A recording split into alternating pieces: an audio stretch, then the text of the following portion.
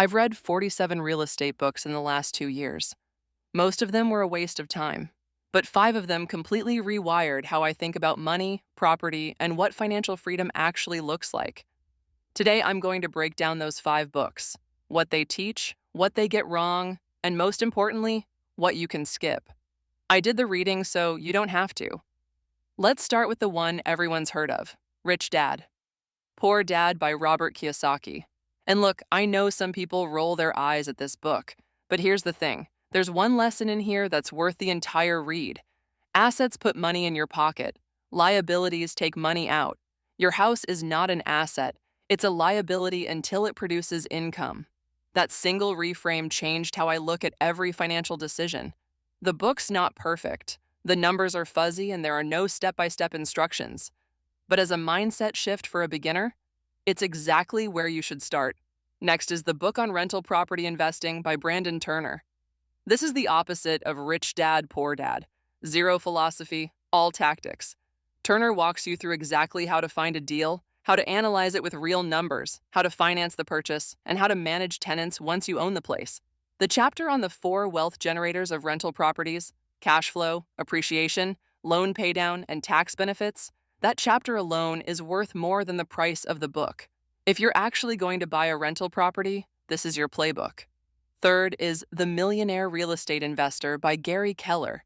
He interviewed over 100 millionaire investors and reverse engineered what they all had in common. The big takeaway here is the net worth model. One great rental property can be worth more than a lifetime of saving. He also breaks down the 4 stages of investing.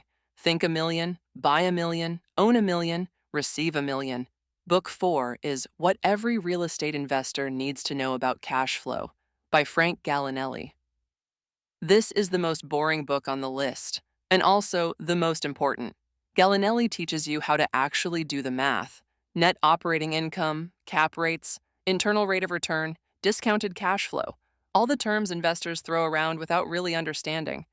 If you can't calculate whether a deal actually makes money, you're gambling, not investing. This book fixes that. Last is The ABCs of Real Estate Investing by Ken McElroy. McElroy is one of Robert Kiyosaki's partners, and this book is the practical counterweight to Rich Dad Poor Dad's philosophy. It covers everything from finding the right market to negotiating with sellers to building a property management team. The section on due diligence is gold.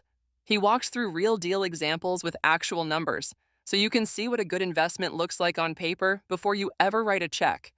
So here's the order I'd recommend. Start with Rich Dad, Poor Dad to get your head in the right place. Then go straight to Turner's book on rental property investing. That's your tactical foundation. After that, read Gallinelli's cash flow book so you understand the math. Then circle back to Keller's Millionaire Real Estate Investor for the big picture wealth framework. And finish with McElroy's ABCs to connect all the dots. You'll spend maybe 60 hours reading these 5 books, but what you'll learn is what most investors pay tens of thousands of dollars to figure out through trial and error. Look, reading won't make you rich.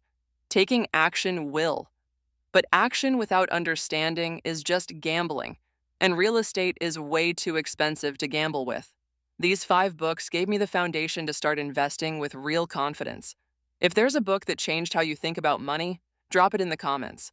Subscribe if you want more real estate breakdowns without the guru BS. I'll see you in the next one.